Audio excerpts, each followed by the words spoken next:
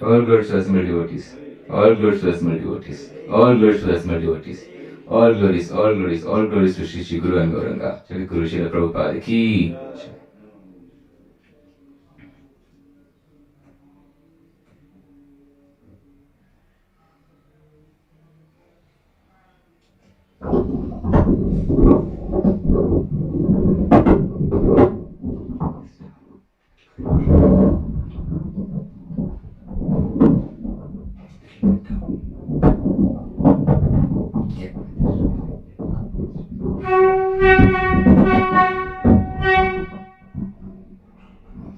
Om Namo Bhagavate Vasudevaya.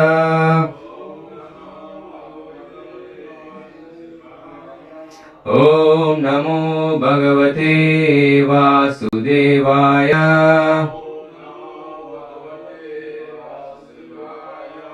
Om Namo Bhagavate Vasudevaya.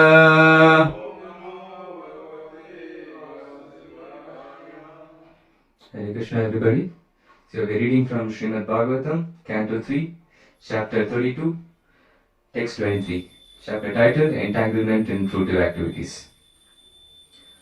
Vasudeve Bhagavati Bhakti Yoga Prayojitaha Janayati Ashu Vairagya Jnanam Yad Brahma Darshanam. Vasudevi Bhagavati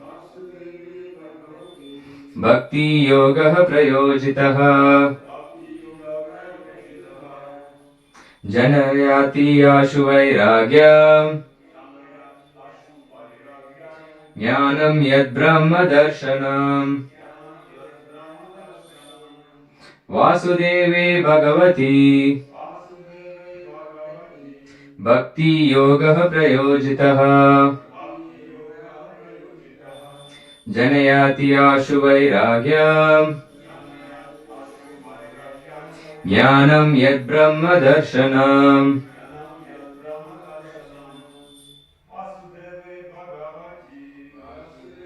Bhagavati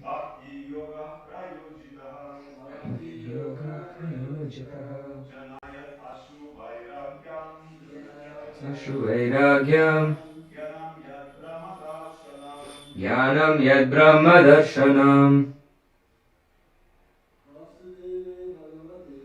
Vasudeve Bhagavati Bhakti Yoga Prayojitaha Janayati Ashu Vairagyam Jnanam Yad Brahma Darshanam. Vasudeve Bhagavati Bhakti Yoga Prayojitaha Janayati Ashu Vairagyam Jnanam Yad Brahma Darshanam. Vasudeve Bhagavati Bhakti Yoga Prayojitaha Janayati Ashu Vairagyam Jnanam Yad Brahma Darshanam. Word to word meaning. Vasudeve, unto Krishna. Bhagavati, the personality of Godhead. Bhakti Yoga, devotional service. Prayojitaha, discharge.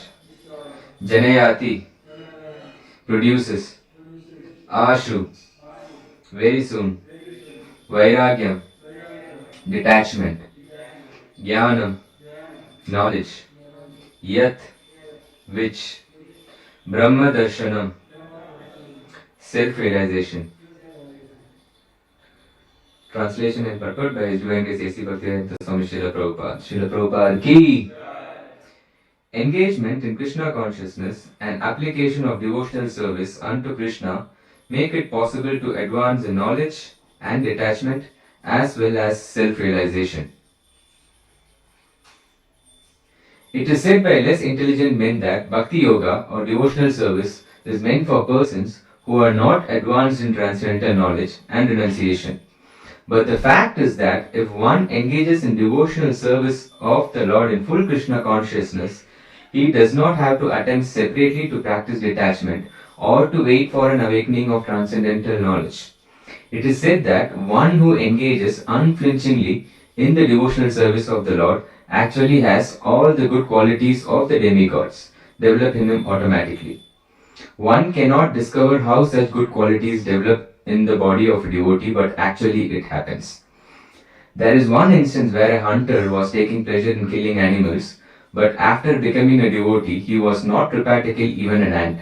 Such is the quality of a devotee. Those who are very eager to advance in transcendental knowledge can engage themselves in pure devotional service without wasting time in mental speculation. For arriving at the positive conclusions of knowledge in absolute truth, the word Brahma Darshanam is significant in this verse. Brahma Darshanam means to realize or to understand the transcendence. One who engages in the service of Vasudeva can actually realize what Brahman is. If Brahman is impersonal, then there is no question of Darshanam, which means seeing face to face. Darshanam refers to seeing the Supreme Personality of Godhead Vasudeva. Unless the seer and the seen are persons, there is no darshanam. Brahma darshanam means that as soon as one sees the Supreme Personality of Godhead, he can at once realize what impersonal Brahman is. A devotee does not need to make separate investigations to understand the nature of Brahman. Bhagavad Gita also confirms this. Brahma Bhuyaya Kalpate. A devotee at once becomes self-realized soul in absolute truth. Translation: engagement in Krishna consciousness and application of devotional service unto Krishna make it possible to advance in knowledge and detachment, as well as in self-realization. Om Ajnanatimidandasya Gyananjana Shalakaya Chakshurunmilitam Yena Tasmai Shri Guruve Namaha. Namo Om Vishnupadaya Krishna Prashtaya Bhutale Srimate Bhakti Vedanta Swami Nitinamini. Namaste Saraswati Deve Gauravani Pracharine Nirvisesha Shunyavadi Paschatya Deshatarine. Jai Shri Krishna Chaitanya Prabhu Nityananda Shri Advaita Gadadhara Shri Vasadi Gaurav Bhakta Vrinda. Hare Krishna Krishna Krishna Hare Hare Hare Rama Rama Rama Hare Hare. Good morning everyone. Thank you for attending today's class. So, in this chapter titled Entanglement in Fruitive Activities, so Kapila Muni gives us a quick overview of who are the attached workers and what is their destination, and who are the detached workers, what is their destination, and then he speaks about the Hiranyagarbha worshippers, where do they reach, and if the focus is not on bhakti, what is their destination. And finally, in verse 11, he says that, take up therefore, tasmat, take up pure devotional service. And then, in the upcoming verses, between after verse 11, 12 to 16 to 22, what Kapila Muni says is, he criticizes the fruitive workers who are absorbed in too much in family life. So, that is the Sakama Karma. So, after that, Kapila Muni starts talking about Bhakti. How goals of Bhakti will give us all the other opulences or all the other benefits that we need in this particular human form of life. Everything else is a byproduct of Bhakti. So we should live our life centered on Bhakti Yoga. So that's what Kapila Muni says. Again, before this particular verse, in the 22nd verse, Kapila Muni again establishes the supremacy of pure devotional service. So if you see Bhagavatam, right, like sometimes the same things or the same verses keeps repeating again and again. We have it's like a sine wave. Sometimes we have too much of good stories, and sometimes all of a sudden the verses start condemning the materialistic activities, the fruitive workers, and then it balances out. So we have to contextualize and read Bhagavatam accordingly. For some reason, if we are not able to reconcile, Bhagavatam is really consistent. For some reason, if we are not able to reconcile what is stated in the Bhagavatam, then we really have to purify our vision. how do we purify our vision? We'll have to increase our spiritual intelligence. So, this particular verse, engagement in Krishna consciousness and application of devotional service unto Krishna, make it possible to advance in knowledge and detachment as well as self-realization. So, when we start engaging in devotional service, so the qualities that we cultivate as devotee is nothing but knowledge and detachment. So it comes automatically. So how does it come? Prayojitaha, when we perform or when we discharge devotional service. And when it comes very soon. So we should not think that it is going to come immediately when we start discharging devotional service, right? So Prabhupada again has given various gradations in which one should perform the devotional service. So if you see the purport, so Prabhupada says how it is achieved. So he says, engages in devotional service of the Lord in full Krishna consciousness. Again he says in the purport, who engages unflinchingly in devotional service. And again he says, who engage themselves in pure devotional service. So what we are talking here is not any form of Mishra Bhakti. So we are dealing with pure devotional service here. So let's first break down the purport and then we can see how practically we can apply this in our day-to-day life. And we can also see some Shastric examples as well. In the starting of the purport, Prabhupada says, it is said by less intelligent men that Bhakti Yoga or devotional service is meant for persons who are not advanced in transcendental knowledge and renunciation. So it is said by less intelligent men.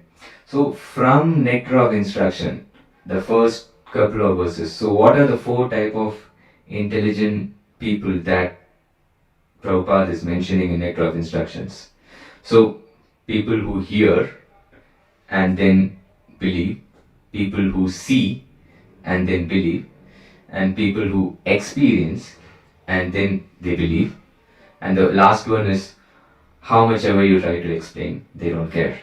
So these are the four type of intelligent people which Prabhupada mentions in Nectar of Devotion. So when you say less intelligent men here, so Prabhupada is trying to highlight especially the Mayavadis. Say for example, when Chaitanya Mahaprabhu was performing his pastime, when he was singing and dancing and doing the Nam Sankirtan. So what did the Mayavadi philosophers say? This is exactly, they said that he must first go and enrich his knowledge in Vedanta rather than doing Bhakti Yoga. So that is exactly what the conception of Mayavadis are. So they don't get a proper clarity on the conception of God because their vision is clouded. So, for example, say that you have the sun, and if you are not able to see the sun properly, it's because of the clouds. That is the illusion. So, unless they have the mercy of Vaishnavas or the grace of the Lord, they will not be able to get a proper clarity. So, that is one example. So, knowledge and detachment as well as self-realization. So after that Prabhupada says, but the fact is that one engages in devotional service of the Lord in full Krishna consciousness, he does not have to attempt separately to practice detachment or to wait for an awakening of transcendental knowledge. So the knowledge is revealed in time if we are following the process given by Prabhupada. The process of hearing and chanting. So it goes hand in hand. So without following the process, we cannot expect any results. You have to get into the process. So what Prabhupada says in the process, so you have your body, you have your intelligence, and you have your mind. So the ultimate goal is to engage your mind completely in Krishna. That's what Prabhupada means by full Krishna consciousness. So those who are not able to engage their mind completely in Krishna, so you can engage your intelligence in Krishna. And those who are not able to engage their intelligence completely in Krishna, then you engage your body in service of Krishna. So that is the process. So you start engaging your body in services of Krishna, and then Krishna provides you the knowledge, which is the transcendental knowledge. Then you start engaging your knowledge in service of Krishna. And depending on your varna, if you have to sustain in this particular world by doing some sort of work other than practicing bhakti 24/7, then that comes as a byproduct of your spiritual knowledge. So Krishna will give you the amount of material knowledge required. He will not give you completely all the opulence. He will give you the amount of material knowledge required depending on the level of surrender and depending on the love that you have for Krishna. So depending on that, he will give you mercy in different instances of your life. So depending on how you utilize that in service of Krishna and what is your intention and what is the purity that you have in your heart, then Krishna gives you more. So if we engage in devotional service to Krishna, so we develop jnana, and with that particular knowledge, the detachment to worldly activities and objects automatically follows. So when we develop jnana, vairagya follows already. So jnana leads to vairagya. So the fact that we get entangled in so many fruitive activities is because of lack of knowledge. So we think that we are encountering all the situations, by automatically, So we are not able to see through Krishna's eyes. We are not able to see through the proper Krishna consciousness. So we think that, this particular situation, sometimes it is completely unlucky. But the fact that we are not recognizing Krishna's hand of God in that particular instance, which means that we are not fully surrendered. So how can we understand that perfection comes in detachment? So say for example, one can simply say that, I am detached. One can simply falsely renounce and say from a mental platform that I am detached. But how much love you cultivated for Krishna, that measures your detachment, right? So we need to express whatever love we have. So we cannot simply say that, I love my son or I love my daughter or I love my family. So everything comes via physical expression. So how do you express your love for Krishna is by doing service. So if you are perfect in detachment, which means whenever you do service, time flies.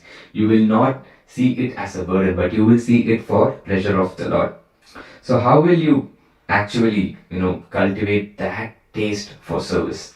So it's by having a minimal desire to please the Lord. So once you have that particular desire, then the Lord facilitates. So he will put you in contact with devotees of similar desire, and then you can perform the service. So that is the fundamental principle of bhakti. Association of devotees, sadhu sangha. So Prabhupada stresses this almost everywhere. In like 8 out of 10 purpose, Prabhupada will always talk about mercy of the Vaishnavas. So mercy doesn't come from Krishna directly, it comes through the association of devotees.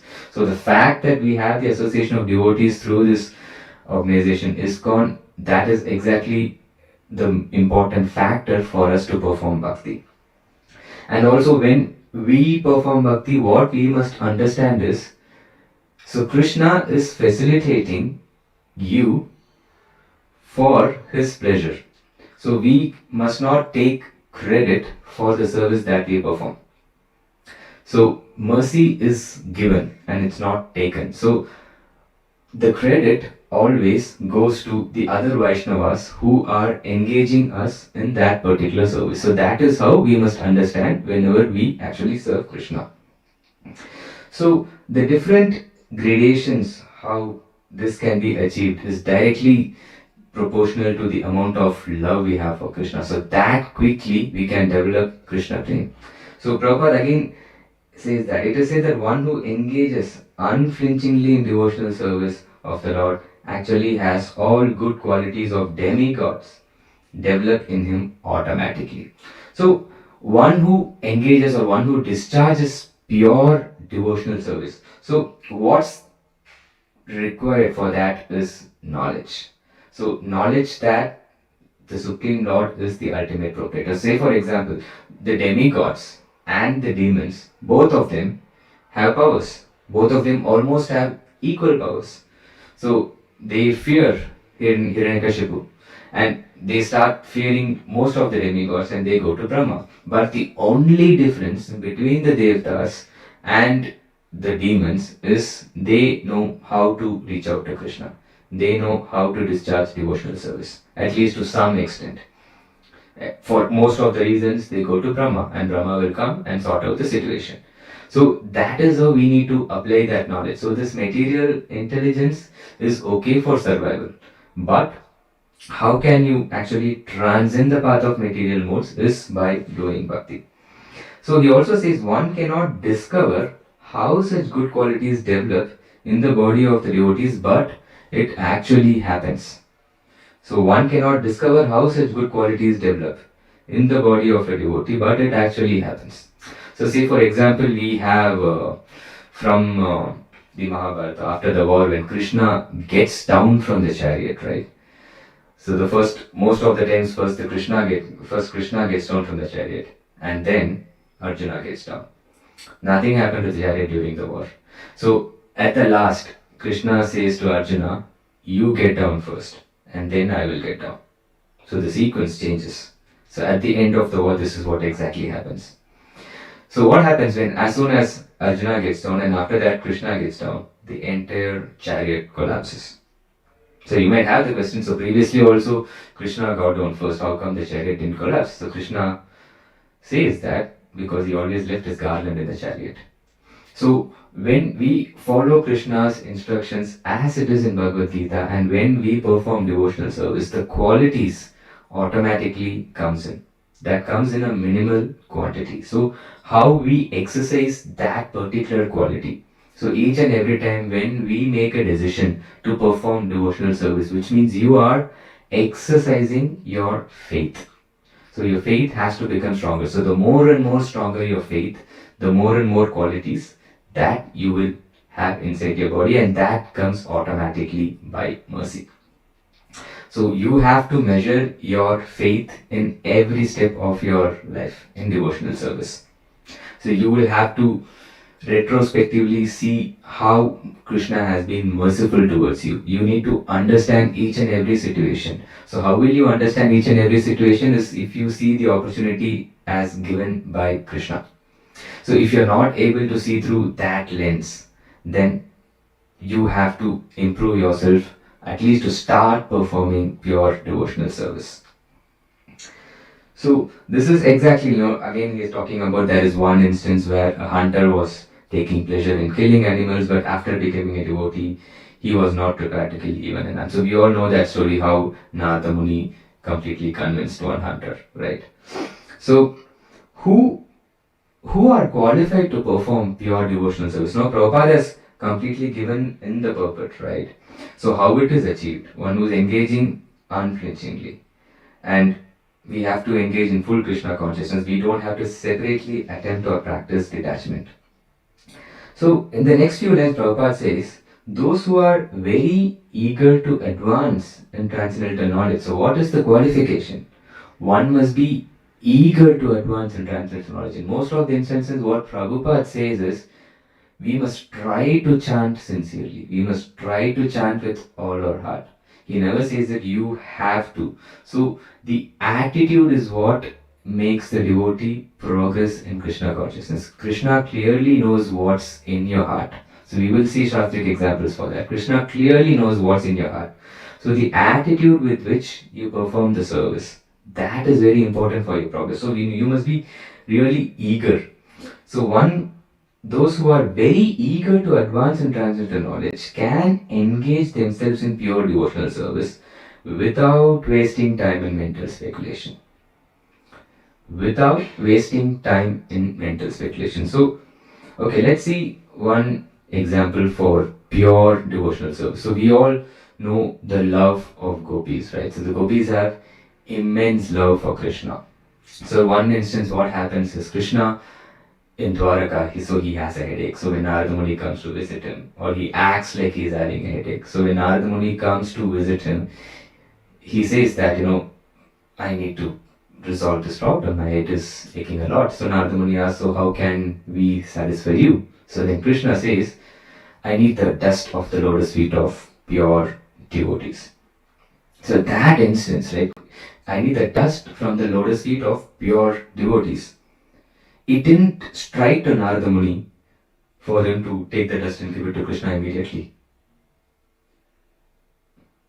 And Narada Muni went to the queens of Dwarka. He first asked Rukmini, and Rukmini says that no, Krishna is God. So if we give the dust from our lotus feet, we will go to hell eternally. And none of the queens agreed. Then Narada Muni goes to Vrindavan. He goes and asks the gopis.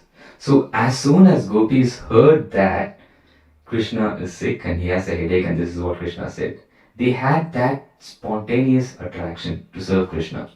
So that is what we see here as who are very eager. So they did not think about anything. Srimati Radharani offered, and seeing that all the other gopis offered, they rubbed their feet, they gave the dust to Narada Muni. So Narada Muni was thinking like, okay, so do you people realize that, giving your dust from the lotus feet and giving it to Krishna on his head will take you to hell eternally? So he thinks that the gopis are not aware of this particular knowledge, right? So gopis have all that love, so they don't care about the philosophy, or they don't care about Srimad Bhagavatam. They have that spontaneous attraction. So that's when even when Uddhava comes to, after the instruction of Krishna, he comes to Vrindavan. He doesn't understand what's going on. He wants to tell the glories of Krishna, but nobody really cares. All they know is a cowherd boy playing flute. So that is the mood of gopi. So Vrindavan is just a mood. You can live in Vrindavan even inside your head. You need to cultivate that mood for living into Vrindavan. Do you have that love for Krishna? So once you have that love for Krishna, so you can be situated in that proper mood and still perform your devotional service. So when Narada Muni asked to the gopis, do you realize what's the impact of this? So this is exactly what the gopis replied. So this is a verse from Chaitanya Charitamrita Antyalila 20.49. So this is one gopi telling another gopi. So my dear friend, just hear the decision of my mind.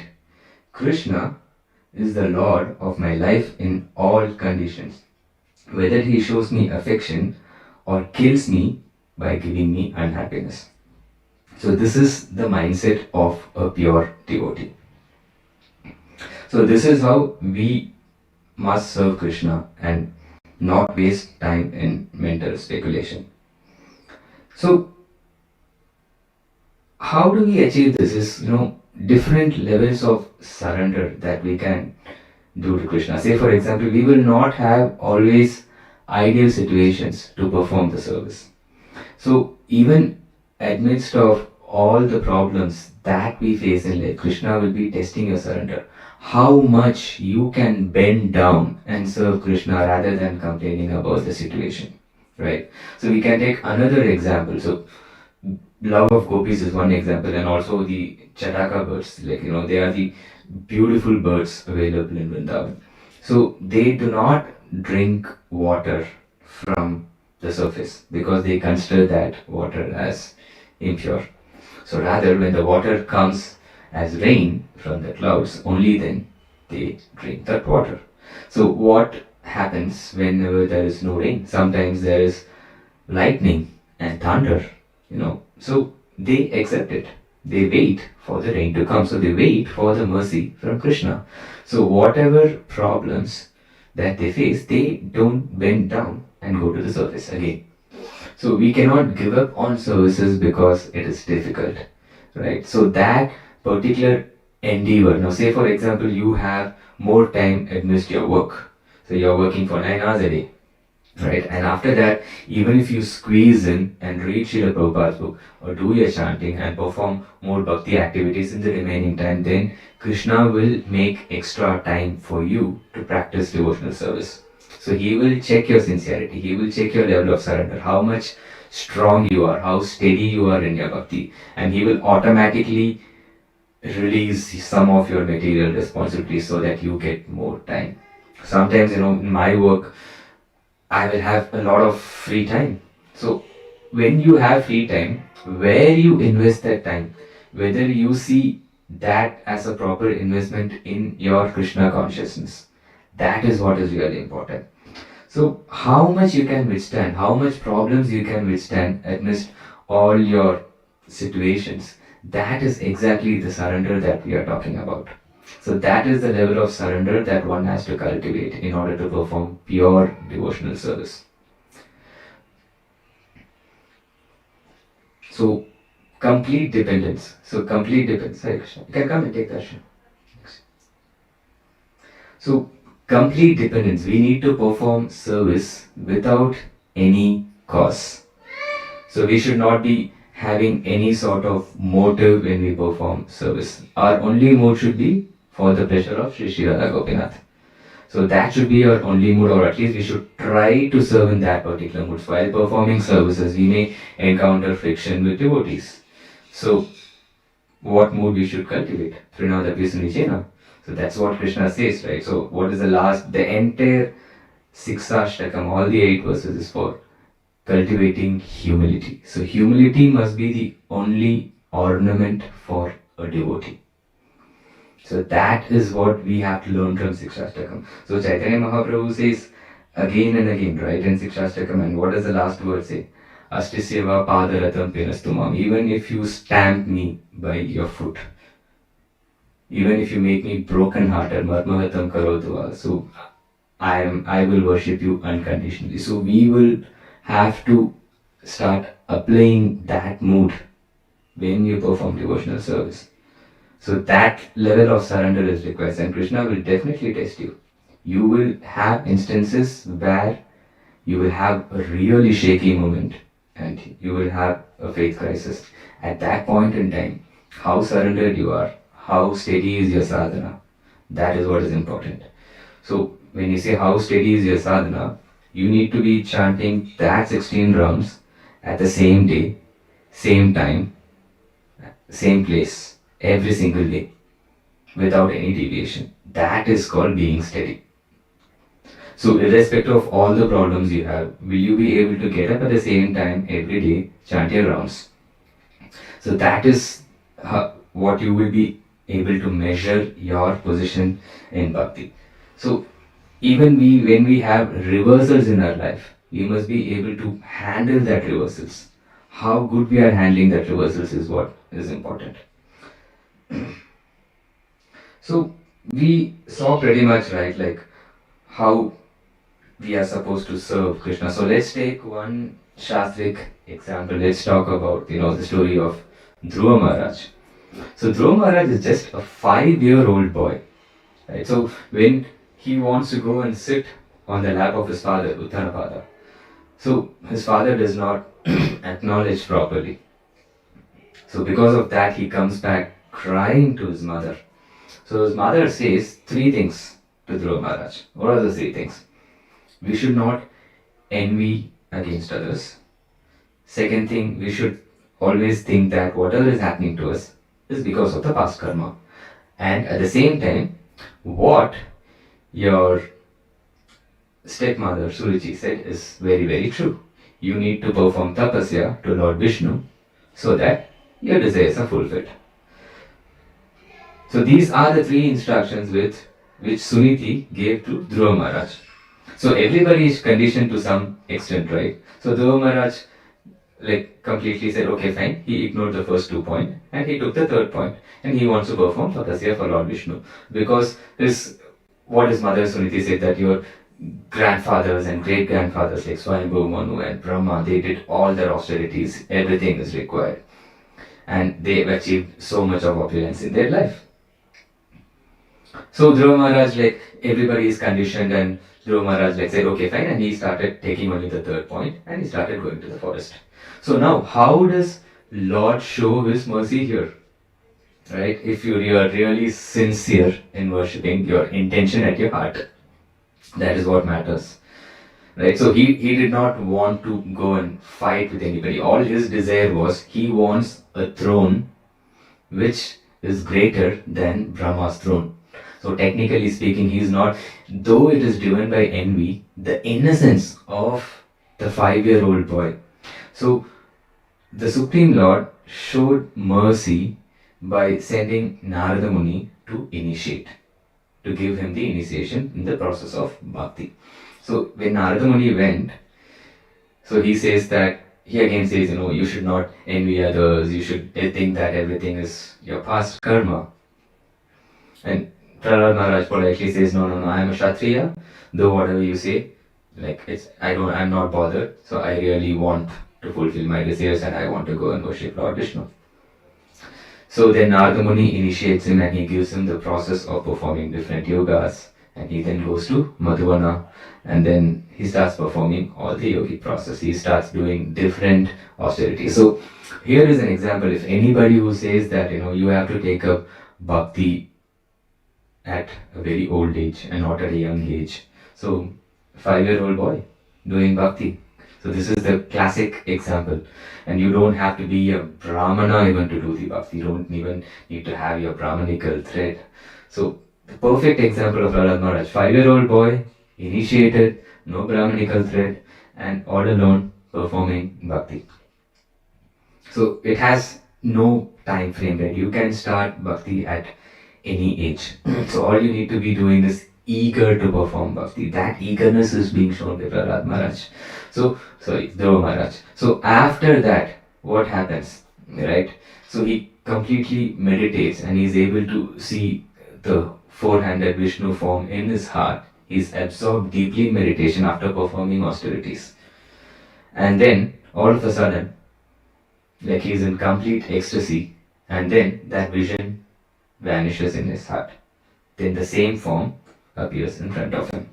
So when the Supreme Lord appears, right, he has absolutely no words. He didn't know what to express. He was having completely ecstatic symptoms. He's a 5-year-old boy. He doesn't have that particular knowledge.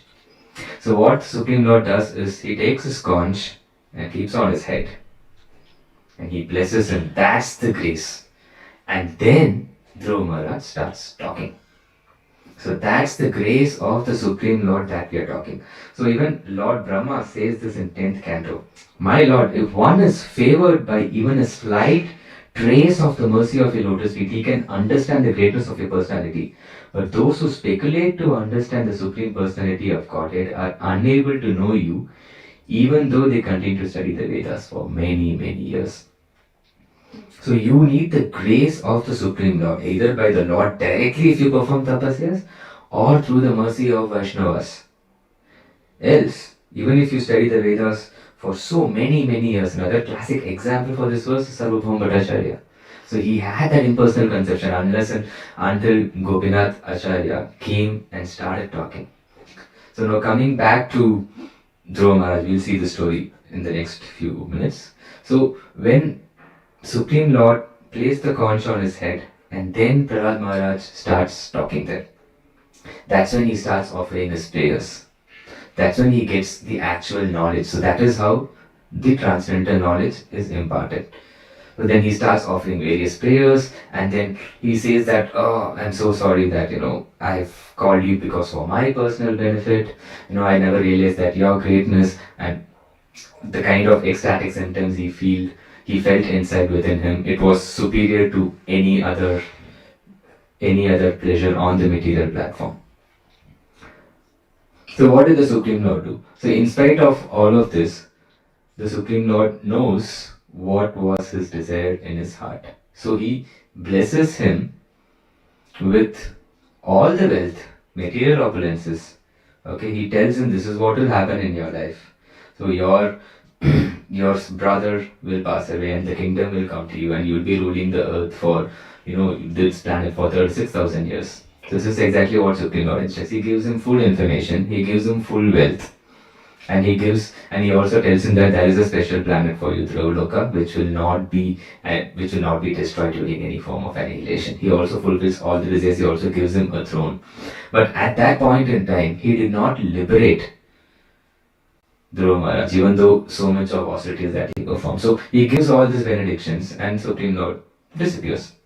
So after that, what Dhruva Maharaj did is what we need to understand as sadhakas. So what Dhruva Maharaj did here exactly was reflective thinking. He reflected on what was his desire and what did Supreme Lord give, and he realized. So reflection and realization. That is exactly what Dhruva Maharaj did. Rather than reacting unnecessarily and regretting later, what we as devotees we must do is reflect and realize. That is what we need to learn from here. So he lamented, saying that, whatever benediction or punishment which the Supreme Lord gives is absolutely never ever disproportionate. It is always proportionate to what you do and what you desire. So the way Prahlad, the way Dhruva Maharaj understood this is he had the slightest of desire. And that is the reason the God is given him so much of material opulence and asking him to rule this world and use everything in his service and set an example for others. That is how he took this. If his desires were pure, he would have directly gone to Vaikuntha. So that is how he reflected and he realized after Supreme Lord left. So he started lamenting. So this is what we need to understand. And how this particular mercy flows. So when he was ruling, when even in spite of the Lord protects his pure devotees, right? So let's see how. That's also being talking in this book, but again and again Prabhupada says. So what exactly happens when his brother passes away, when one of the yakshas kill his brother? So he goes and he starts killing every single yakshas, right? He's ultimately overwhelmed and he starts, he couldn't control his anger and he starts killing every single yaksha. So when yaksha started putting him in illusion, when sort of rains of blood started coming, and then he started seeing snakes who are ready to suck him. At that time, when he was again overwhelmed with this type of fear, then Supreme Lord sends different sages to enlighten him again. And after that, Swayambhu Manu comes and advises. So everybody, amidst of all the difficulties and all that shortcomings, right, Supreme Lord will still protect if you perform pure devotional service. So then the sages comes and advises, Swayambhu Manu comes and advises, and after that he realizes and he apologizes to Lord Kuvera. So he was killing all the yakshas who are pure devotees of Shiva. And Lord Kuvera is the brother of Shiva, and because of all his activities, he started agitating Lord Kuvera. And then when Lord Kuvera appeared in front of him after that, after Swayambhu Manu says he realizes, he stops killing yakshas. And then when Lord Kuvera appeared, he realized his mistake and he said, I don't want any material benedictions. That is exactly what Dhruva Maharaj did. So, if you see how pure devotional service helps, Krishna talks about pure devotional service in few verses of Bhagavad Gita. So it's not there in like many verses, right? So he says in 9.22 that he helps devotees according to their desire. He gives them what they lack. So that's exactly what happened in Dhruva Maharaj's case. So the verse says, Ananya chintayanto mam yejana paryupashate tesham nityabhiyuktanam yogakshemam vahamyaham. So Krishna says that he gives you what you lack to perform the devotional service.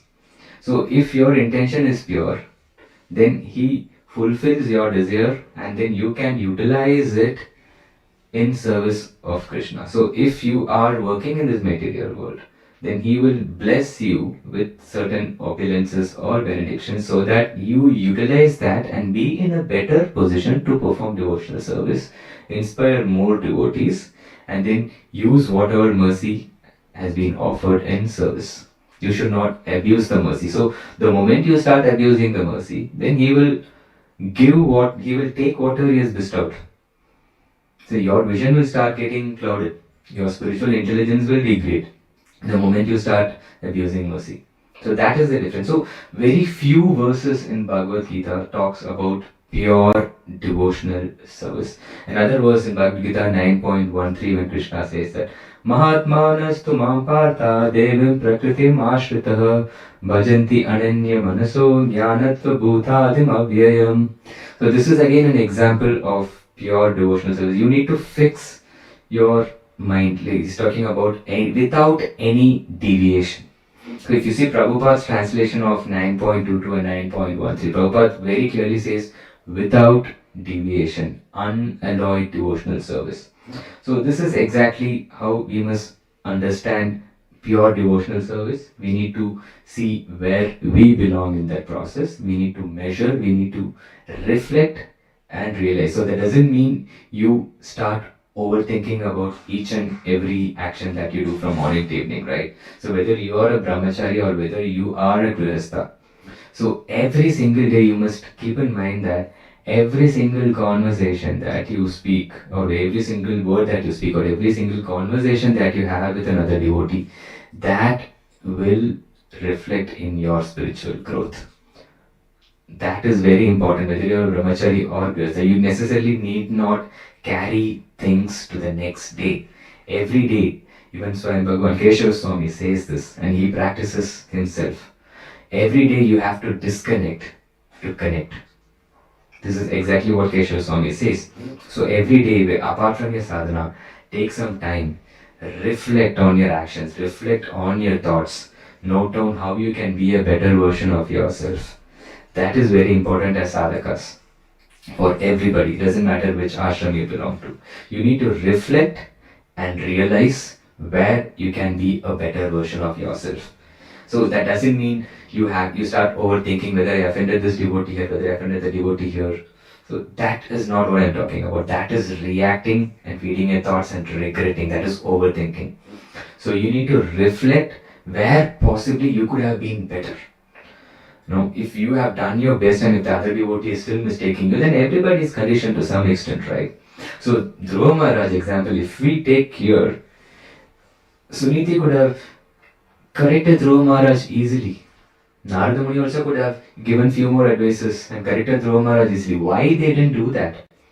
Because sometimes they will lose the opportunity to learn themselves. It is not your responsibility to give realization to others. Paramatma is there in everybody's heart and everybody's journey is unique. If you start going ahead and correcting everybody, so the way you reflect on others will be wrong, and then they will lose the opportunity to purify themselves.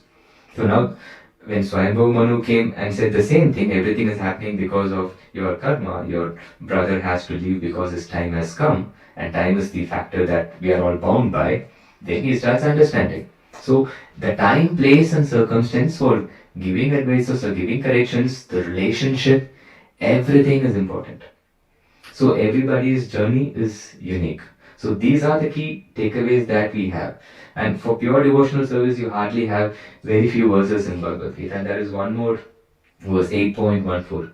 Ananya cheta satatam yomam smarati nityashah tashyam sulabha bhata nitya yuktasya yoginah. So who are constantly engaged in devotional service, for them tashyam sulabha, Krishna is available easily. Who are constantly engaged in devotional service. So when you say constantly engaged in pure devotional service, you fix your mind 24/7. So how will you fix your mind? Right? This is very, very important. Right? So let's take an example of gulab jamun. Okay? So which we can relate it to. It's a material object. So when you see a gulab jamun, so your mind wants to enjoy the gulab jamun through your sense objects. Okay? Your hands, legs, mouth, tongue, everything is a sense object. So your mind wants to enjoy the gulab jamun. So it's subtle, in a more subtle way. So our consciousness is contaminated, our chit is contaminated with mind, intelligence, false ego and impressions. There are different compartments in our consciousness. Okay, so one is mind and one is intelligence and one is false ego, and then we have like unlimited impressions accumulated from previous birth. Okay, so it's completely contaminated. So you need to steer your mind with your intelligence. So when your mind wants to enjoy, so it's in a way, in an even more subtle way, the propensity comes from your impression. And how the impressions are created, so it's basically the false ego. The false ego gives you the identity of the enjoyer.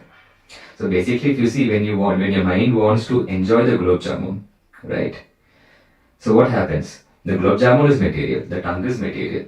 In a subtle way, when you taste that particular gulab jamun, so it's your false ego which is giving you the identity as enjoyer.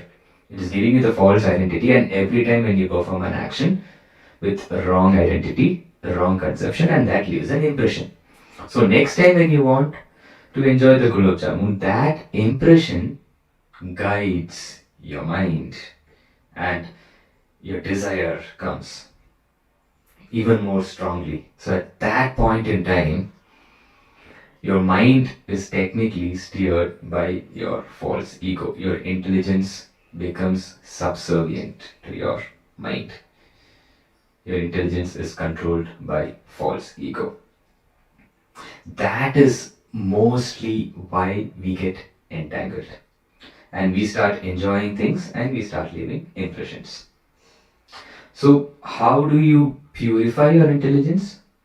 You need to take shelter of Guru, read Srimad Bhagavatam, and cultivate more spiritual intelligence. So, only when you cultivate more spiritual intelligence, you will understand the desire of the Lord. So, unless and until your consciousness is not pure. So, a lot of people ask, so how will I understand whether it is my mind speaking to me or whether it's my Paramatma guiding me? How will you understand all of that? So most of us act on the platform of mind and intelligence, right? So our actions, we are not acting at the platform of the soul. So as I said in the previous example, right? So your soul has delegated the functions you have to perform to your mind. So unless and until you fix your mind on Krishna, you will not be able to operate at a soul's platform. So how will you know whether it's your soul or your Paramatma, super soul guiding you, or whether it's your mind trying to fool you when you make important decisions? How will you understand whether it's the will of the Lord? That's a very, very common question. So we must enrich our spiritual intelligence so that we get that clarity in vision. Okay, so when we cultivate that particular detachment with the right knowledge, then you will stop assessing things with so many parameters. So that is exactly what we're talking about. So if we are not able to make certain decisions because our intelligence and false ego, always most of the times our false ego is superior. So we should always take guidance of people whose intelligence is superior to their false ego. That is what Prabhupada means by taking shelter of a guru, take guidance, give process, please the guru, in that way you please Krishna. So you must always have some Siksha Guru or Diksha Guru whose spiritual intelligence is higher than the false ego and it steers the mind properly. Else your senses are like mad elephants. Depending if your mind is not controlled, they keep running towards all the sense objects and you will not be able to control it, just your tiny material intelligence. So you need to fix your mind, one pointed attention. Shukadev Goswami says in Srimad Bhagavatam, therefore, tasmat ekena manasa, with one pointed attention, you need to hear Shrotavyam, Kirtanyam. You need to hear, you need to glorify the Supreme Lord with one pointed attention. To get to that stage, we need to perform devotional service with a lot of attention and the eagerness. So the focus is the bridge between devotion and service. That is very important. So this is how we need to understand this particular purport with Shastric examples and examples of Dhruva Maharaj. And in the second paragraph, Prabhupada talks about Brahma Bhuyaya, Brahma Darshanam. So say for example, right, like when he talks mostly about impersonalists, right? So coming back to the story of Sarvabhauma Bhattacharya. So he had an impersonal conception, but he was not committing any offenses towards the lotus feet of the Lord. His understanding or conception was incorrect, but when he saw Chaitanya Mahaprabhu, what happened? Like when Gopinath Acharya says that's the Supreme Lord, he was not able to, derive with the correct meaning of the scriptures. So it resonates with the prayers which Brahma offers. This because of mental speculation. But those who speculate to understand the Supreme Personality of Godhead are unable to know you, even they continue to study the Vedas for many, many, many, many years. He was a scholar in Vedanta. In Gopinath Acharya, he had the mercy of pure devotees. So through that mercy, he started giving, if you see Madhya Leela, the deliverance of Sarvabhauma Bhattacharya, he starts giving so many proofs that Supreme Lord incarnates in the golden form. And even after that, Sarvabhauma Bhattacharya, he was not able to realize. He was not able to come to a proper understanding. So when Gopinath Acharya went to Chaitanya Mahaprabhu and he was saying this, Mahaprabhu was so compassionate towards Sarvabhauma Bhattacharya. He was not at all angry. So the way how Prabhupada was compassionate towards the hippies. So each and every devotee we interact with, whether you want to have a surface level interaction, or whether you want to associate from your heart, the compassion factor must always be there in each and every interaction. That should be the mood. So Chaitanya Mahaprabhu listened to his philosophy for almost 7 days continuously. So you need to be a good listener if you want to. Prabhupada's books and purports, they're all transformative, they're not informative. So you need to listen to every single devotee, at least within what capacity you have, if you have that much amount of time. You need to listen, you need to be a compassionate listener. That's all they want. You don't have to go and advise them, or you don't have to correct them when somebody reveals their heart. All you have to do for some time is just listen. You don't have to give inputs, you don't have to give them options. Just listen, be compassionate, and draw a healthy boundary. You don't have to really associate in detail. That will make a strong difference for them. So whether you're in that capacity, that is something for you to assess. Eventually, that is the goal that Prabhupada has drawn for us. That is what it means by association. And association doesn't mean when someone reveals the heart, you start finding faults and you start correcting them and start giving them options. It is not required. Okay. So even in the case of Dhruva Maharaj, what can we learn from that? You need not correct a person. You might be able to see all the subtle anarthas in them. The fact that you are able to see faults in them is because you have it in them. You are not completely pure. You have those faults in you. That is how we need to understand whenever somebody is revealing the heart. It's not necessary that, yes, everybody does have problems and Paramatma is there in everybody. It is not your responsibility always to give them realizations. If they ask for opinions, only if they ask, we are supposed to go and give. And we tell, this is what I think. It may or may not work out for you, and the way you put it is also very important. They might not be able to absorb everything that you say. You need to gauge that particular person who's speaking, and if inputs are asked, you need to give accordingly in that gradation in which they can absorb. That is how we need to do. So after Chaitanya Mahaprabhu listened to everything, then Sarvabhauma Bhattacharya had the mercy of a pure devotee. And then when he was convinced, Chaitanya Mahaprabhu revealed this form to him, the 600 form. So and we have more stories, right? People who are on the impersonal stage, so they are on the Brahman platform. So they are, it's not different from the Lord. It is the effulgence of the Lord. But what to say of, when people have the conception of the personal form of the Lord. So we understand that is Sri Sri Radha Gopinath themselves standing in front of us in deity form. They're not like any dolls or something. So that is a conception. Not everybody has the conception. So only through the mercy of devotees and through the mercy of pure Vaishnavas and by the grace of the Lord, we can come to that understanding. So people who are on the Brahman platform, who haven't committed any offense to the lotus feet of the Lord. So Prabhupada writes this in Nectar of Devotion, chapter 35. So just by smelling the incense or smelling the aroma of tulsi leaves, how 4 Kumaras change their mind.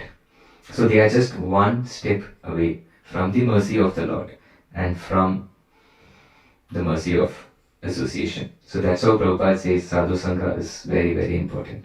So you never know at any point in time, right? Like people whom you are living with, they might be saintly people. So you need to cultivate that humility to talk to them. You might be living among saintly people. Unless and until you progress in your bhakti, you will not be able to understand at what level they are sitting. You will still be finding faults. So always show gratitude. So the key takeaway for us from this purport and from the Shastric examples that we quoted is reflect and realize. Do not overthink. Always make a note. Disconnect to connect.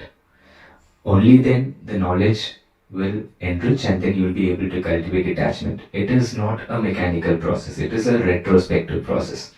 It doesn't matter what ashram you belong to. This process, it is in your hands. So you don't have to react and regret to every single thought that is coming into your mind. But every single day, take some time out. Think where I could have been better. And then ask for forgiveness and don't carry it on the next day, but have the key takeaways and reflections start improving from there. So that is how we start our pure devotional service. So the greatest example we can see is Dhruva Maharaj. After the Supreme Lord went, he performed reflective thinking.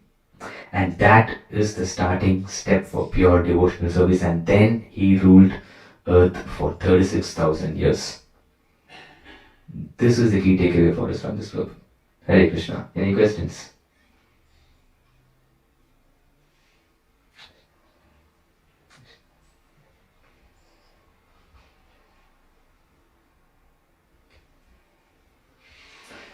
So the question is, all thoughts of my pure devotees are absorbed in me and their entire lives are dedicated to me.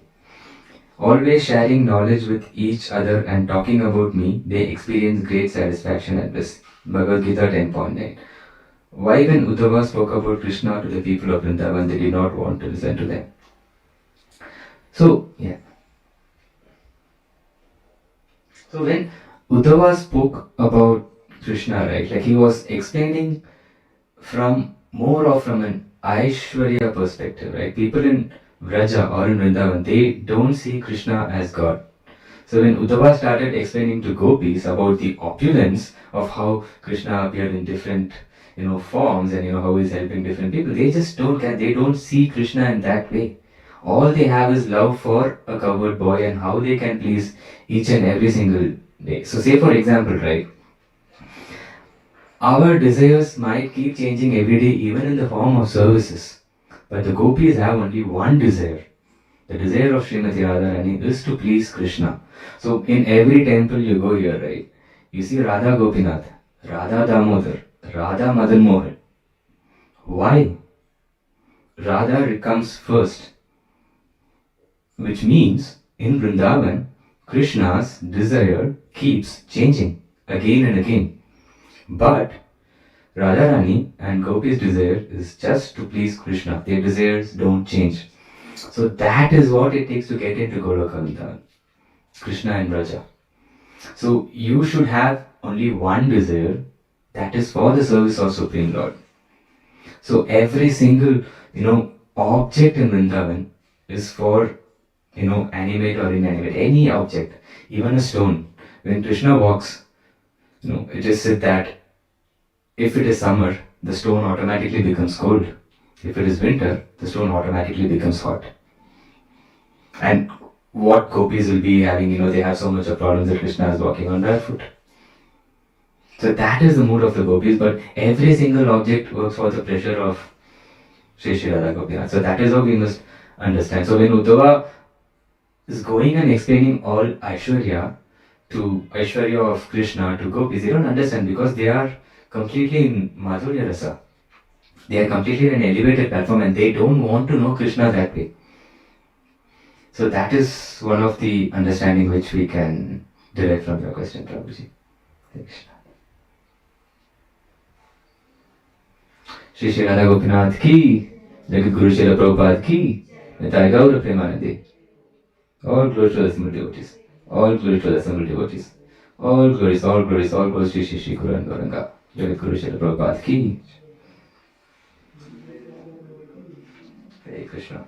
Srila Prabhupada ki jai.